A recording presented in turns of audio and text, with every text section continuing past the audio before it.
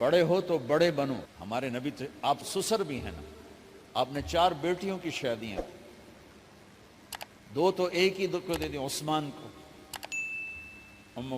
رقیہ اور ام کلثوم رضی اللہ تعالیٰ عنہما حضرت عثمان کے نکاح میں, ابو العاص رضی اللہ تعالیٰ عنہ کو زینب, اور سب سے پیاری محبوب بیٹی حضرت علی رضی اللہ تعالیٰ عنہ. باقی 3 نکاح بڑے سادہ کیے. حضرت فاطمہ کا نکاح بڑے دھوم دھام سے کیا. ان کا رشتہ لے کر صدیق آئے, یا رسول اللہ میں خواہش مند ہوں, آپ چپ رہے. پھر حضرت عمر بعد میں گئے, یا رسول اللہ میں خواہش مند ہوں, آپ چپ رہے.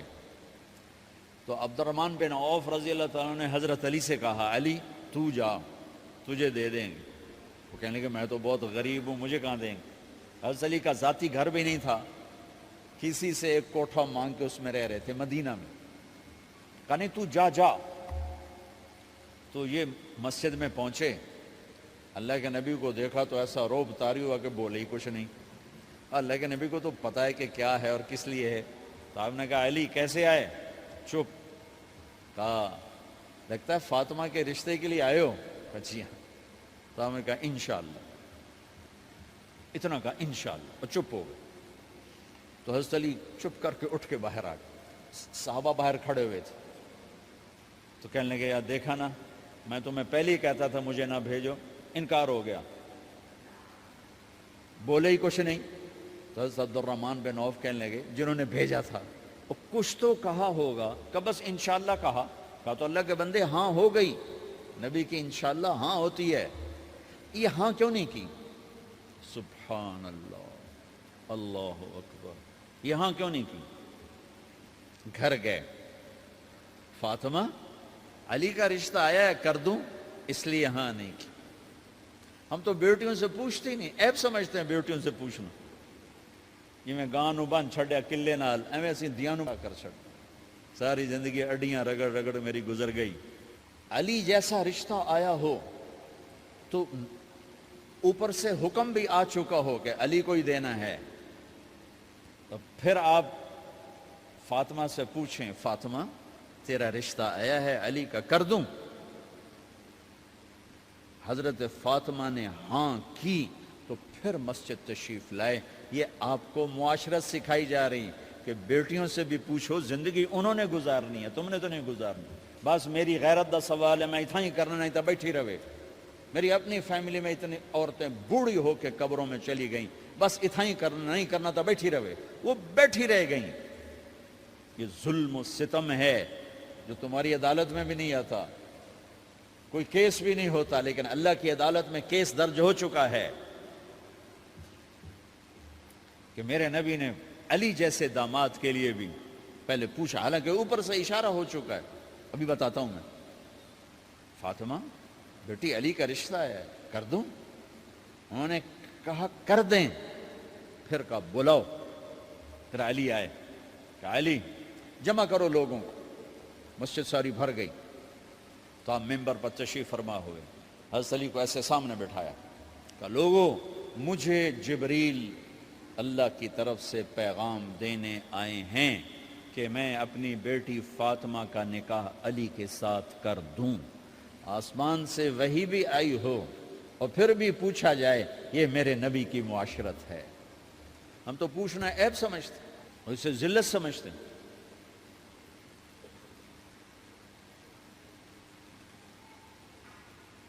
پھر آپ نے اتنا بڑا اہتمام کیا. مسجد نبوی پرانی جو آپ کے زمانے کی تھی, بہت بڑا ہال تھا, اس کا بھرا ہوا تھا.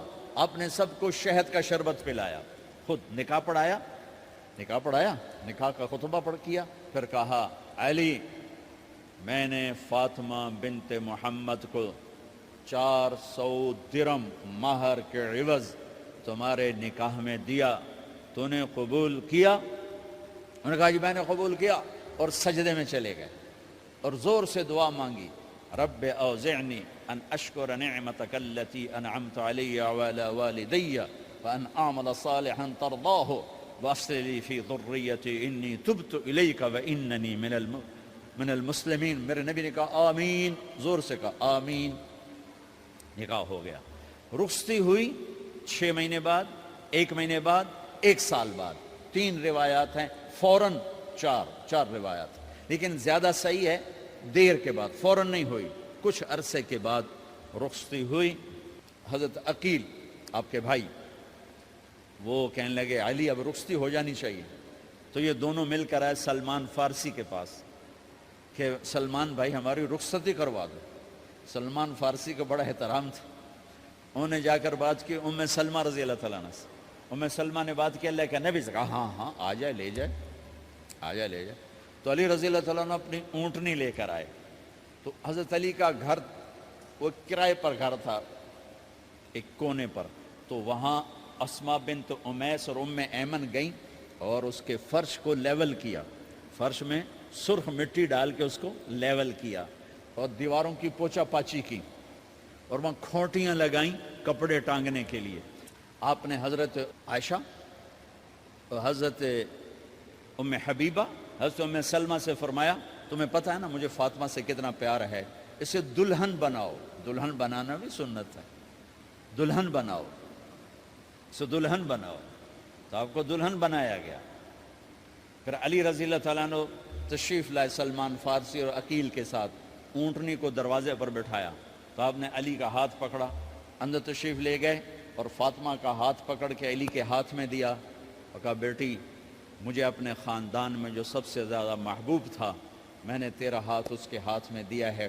پھر کہا علی تجھے نبی کی بیٹی مبارک، نبی کی بیٹی مبارک. پھر آپ نے سے پیالے میں پانی منگوایا اور اس میں آخری 2 سورتیں پڑھ کے دم بھی کیا، تھوک بھی ڈالا. پھر اس میں سے انگلیاں ڈال کے ان کے سینے پر چھڑکا کہ دونوں پی لو، دونوں کو پلایا. پھر باہر تک چھوڑنے آئے، حضرت علی نے آپ کو اونٹنی پہ بٹھایا. آپ نے 2 عورتوں کو ساتھ بھیجا، ام ایمن اور اسما بنت عمیس. یہ چھوٹی سی بارات جا کر علی کے گھر اتری اور آپ نے حضرت علی سے فرمایا کہ میں عشاء پڑھ کے آؤں گا، میرا انتظار کرنا ہے. تو عشاء کی نماز کے بعد آپ تشریف لے گئے. آپ نے دوبارہ پیالے میں پانی منگوایا اور اس پر آخری 2 سورتیں پڑھ کے دم کیا. پھر ان کے سینے پر چھڑکا، یہاں بازوؤں پر چھڑکا اور کمر پر چھڑکا اور دعا دی اللہم اسجدہما وجمع شملہما وبارک علیہما واخرج منہما ذریۃ صالحہ. یہ دعا دی آپ نے اس وقت کہ میرے مالک ان کے جمع ہونے میں برکت عطا فرما اور ان کو سعادتیں عطا فرما اور ان کو نیک اولاد عطا فرما. یوں میرے نبی نے اپنی بیٹی کو رخصت فرمایا. اگلے دن آپ نے حضرت علی کو بلا کے فرمایا علی ولیمہ بھی کرنا ہے. کہنے لگے یا رسول اللہ میرے پاس تو کچھ نہیں. تو آپ نے کہا، تو سعد بن ابی وقاص کہنے لگے یا رسول اللہ میرے پاس ایک چھترا کھڑا ہے، چھترا لاؤ. ذبح کیا گیا. آپ نے اس میں چھوارے ڈلوائے، قورمہ بنوایا، قورمہ، اور اپنی طرف سے حضرت علی کو پیسے دیے کہ جاؤ جاؤ چھوارے، گھی، شہد خرید کے لاؤ. تو علی رضی اللہ تعالیٰ نے 5 درم کے چھوارے خریدے اور 3 درم کا شہد خریدا اور 1 درم کا گھی خریدا. 9 درم تھے ٹوٹل. تو آپ نے کافی سارا آ گیا تو چھواروں کی گٹھلیاں نکلوا کے ان کو پسوایا، پھر شہد اور گھی میں ملایا اور ایک سویٹ ڈش تیار کی اور اس کو حضرت علی کے ولیمے میں آپ نے اپنی طرف سے پیش کیا. تو اس دن تازہ روٹی جو کی پکائی گئی اور دیگ پر میرے نبی خود بیٹھے کھانا کھلانے، تقسیم کرنے خود بیٹھے. اب ایک چھترا ہے، 13-14 کلو گوشت ہے، 15 کلو، تو 50 آدمی کھا لیں گے. آپ نے کہا سارے مدینے کو دعوت ہے، سارے مدینے والے جتنے بھی آئے اور میرے نبی خود دیگ سے نکال کے کھلاتے رہے. سارا مدینہ ولیمہ فاطمہ کا کھا گیا اور دیگ بھری پڑی تھی. تو ولیمے میں تکلف جائز ہے، سادگی بھی جائز ہے. سادگی بھی سنت ہے، تکلف بھی سنت ہے. ہاں جو ہماری خرافات ہیں، فضولیات ہیں، یہ تباہ کن ہیں، ان سے بچنا بڑا ضروری ہے. اور بھائیو کسی کی شادی ہو، اس بچے کی ہو رہی ہے، یہ افسر ہے، ایک ریڑھی والے کی ہو، کسی بھی گھر کی آبادی کا ایک ہی سبب ہے، وہ میٹھا بول ہے، وہ اچھا سلوک ہے. جس کی بیٹی کو لے جا رہے ہو اسے عزت دینا، اور یہ جو جا رہی ہے یہ ان کو اپنا ماں باپ سمجھے، اپنے خامن کے ماں باپ کو اپنے ماں باپ سمجھے. جاتے ہی لکیریں لگانا نہ شروع کر دے، مینوں وکھرا کرتے نویدے کرتے نویدے کر. وہ اپنے گھر کا ایک فرد بن کے زندگی گزاریں. جو لے کے جا رہے ہیں ان کے ذمے ہے کہ اس کو بیٹی بنا کے لے جائیں. سسرال جو ہوتے ہیں وہ ہمیشہ عیب دیکھتے ہیں، خوبیاں انہیں نظر ہی نہیں آتی.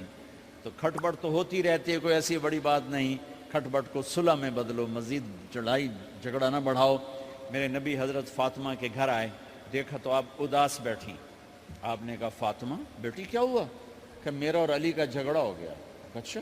خود گئے بیٹی کے باپ ہو کر، دیکھا تو حضرت علی مسجد میں سوئے ہوئے تھے. آپ نے ان کو اٹھایا، کہا یا ابا تراب قم، آپ کو یہ ٹائٹل یہاں ملا، اے ابو تراب. فرمایا کرتے تھے کل کائنات ملتی تو اتنی خوشی نہ ہوتی جتنا اس ٹائٹل کی خوشی ہے. ابو تراب کہنے کا کیا مطلب تھا؟ کہ اظہار محبت کے لیے ایسے ٹائٹل دیے جاتے تھے. تو ابو تراب کہہ کر یہ میسج دیا کہ میاں بیوی کی لڑائی ہوتی رہتی ہے، میں تجھ سے ویسے ہی محبت کرتا ہوں جیسے پہلے کرتا تھا. یہ میسج دیا اس نے. اب حضرت علی کو لائے اٹھا کر اور گھر میں تشریف لائے. نہ علی کی سنی نہ فاطمہ کی سنی. ہاں بھائی علی کی مسئلہ ہے، ہاں بھائی فاطمہ کیا مسئلہ ہے؟ یہ مسئلے سن سن کے بھی زیادہ لڑائی ہو جاتی. صلح کراون والے بھی آپ ہو دو چار لتر مار کے آ جاتے. تو میرے نبی نے کیا کیا؟ سبحان اللہ، زمین پر لیٹ گئے. ادھر علی کو لٹایا، ادھر فاطمہ کو لٹایا. علی کا ہاتھ اپنی ناف پہ رکھا، فاطمہ کا ہاتھ ان کے ہاتھ پہ رکھا، اور بیٹی کے ہاتھ پر اپنا ہاتھ رکھا. پھر فرمایا کہو ہماری صلح ہو گئی. علی کہو، فاطمہ کہو.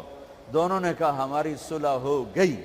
آپ اٹھے، خوش خوش باہر آئے، چہرہ ایسے گلاب کے پھول کی طرح. صحابہ نے عرض کی یا رسول اللہ آج آپ بڑے خوش نظر آ رہے ہیں. فرمایا علی و فاطمہ کی صلح کرا کے آ رہا ہو. تو کھٹ بٹ ہو جانا تو کوئی بڑی بات نہیں ہے، مطلب یہ وہ گھر ہے، میں اس گھر کی کیا تعریف کر سکتا ہوں. تو میں آگے کا ایک قول سنا دیتا ہوں ابن عباس کا کہ جنت میں نور کی چمک اٹھے گی. سارے جنت ہی کہیں گے یہ نور کیسا نور ہے بھائی جو ساری جنت کے نور پر چھا گیا. تو فرشتے بتائیں گے کہ او جنت الفردوس میں علی و فاطمہ بیٹھے ہیں، کسی بات پہ ہنسے ہیں، ان کے دانتوں سے جو نور نکلا ہے اس نے جنت کو روشن کر دیا. لیکن کھٹ پٹ یہاں بھی ہو گئی. ان سے بڑا گھر میرے نبی کا ہے، وہاں بھی کھٹ پٹ. ایک دفعہ آپ نے حضرت عائشہ سے کہا مجھے پتہ لگ جاتا ہے جب تو مجھ پہ ناراض ہوتی ہے، مجھے پتہ چل جاتا ہے. انہوں نے عرض کی یا رسول اللہ آپ کو کیسے پتہ چلتا ہے؟ کہ جب تو مجھ پہ ناراض ہوتی ہے نا تو قسم اٹھاتے ہوئے کہتی ہے ابراہیم کے رب کی قسم، اور جب مجھ پہ راضی ہوتی ہے تو پھر تو قسم اٹھاتے ہوئے کہتی ہے محمد کے رب کی قسم. کہ ایسے مجھے پتہ چل جاتا ہے جب تو کہتے ہیں نا ابراہیم کے رب کی قسم تو مجھے پتہ چل جاتا ہے کوئی کھٹ بٹ ہو گئی ہے. تو نبی کے گھر میں بھی ہو جاتی ہے. یہ مسئلہ تو ختم ہوگا جنت میں. ہمارے ذمہ ہے کہ ان چیزوں کو کم کریں. یہ ایک میرے نبی کی معاشرت ہے میرے بھائیوں، اسے سیکھو، اسے سمجھو، اسے پڑھو. تو بھائیوں میرا نبی ایک زندگی دے کر گیا ہے. یہ چونکہ شادی کا موقع ہے اس کو میں نے تفصیل سے بیان کیا ہے، اس کی تفصیل بیان ہی نہیں کی جاتی. یہ اتنی ضروری ہے جتنی نماز ضروری ہے. نماز تو 5 وقت پڑھیں گے، زندگی 24 گھنٹے روپ بدل رہی ہے. ہر روپ میں میرا نبی کیا چاہتا ہے اس کو سیکھو، اس کو سمجھو. کرو گے اللہ آپ کو چمکائے گا، بنائے گا. اپنی کمائیوں میں حلال لاؤ، حرام سے بچو. جج بھی بیٹھے ہیں، وکیل بھی بیٹھے ہیں، کسی ظالم کے وکیل نہ بنو. وَلَا تَقُلْ لِلْخَائِنِينَ خَصِيمًا. آپ کو ایک آیت میں جوڈیشری، جج، مقننہ اور وکلاء کا پیغام اللہ کا سنا دیتا ہوں. اِنَّا أَنزَلْنَا إِلَيْكَ الْكِتَابَ بِالْحَقِّ لِتَحْكُمَ بَيْنَ النَّاسِ بِمَا أَرَاكَ اللَّهُ وَلَا تَقُلْ لِلْخَائِنِينَ خَصِيمًا. مقننہ، قانون ساز. تو اِنَّا أَنزَلْنَا إِلَيْكَ الْكِتَابَ بِالْحَقِّ. قانون بنانے کا حق اللہ کو ہے، اللہ کے قانون کو اپناؤ. آگے جج حضرات، فَحْكُمْ لِتَحْكُمَ بَيْنَ النَّاسِ بِالْحَقِّ. ججوں کو حکم ہے کہ حق فیصلے کرنا، بک نہ جانا، دب نہ جانا، حق کے فیصلے کرنا. تیسرا وکلاء کو وَلَا تَقُلْ لِلْخَائِنِينَ خَصِيمًا. ظالم بددیانت کی وکالت کے لیے کھڑے نہ ہو جانا ورنہ مارے جاؤ گے. مر جاؤ گے. وَلَا تَكُنْ لِلْخَائِنِينَ خَصِيمًا، ان کے لیے دلائل قائم نہ کرنا ورنہ ہلاک و برباد ہو جاؤ گے. تو بھائیو، یہ نکاح کو ذرا میں نے تفصیل سے بیان کی ہے کہ یہ زندگی ہے جس کو سیکھنا ہے. حلال کماؤ، بچوں کو حلال دو، بیوی کو حلال دو. اللہ کی قسم حرام سے کبھی بہار نہیں آتی اور حلال پہ کبھی خزاں نہیں. حلال کھانا، حلال کھلانا تو تم شاد و آباد رہو گے. اللہ میں عمل کی توفیق بخشے.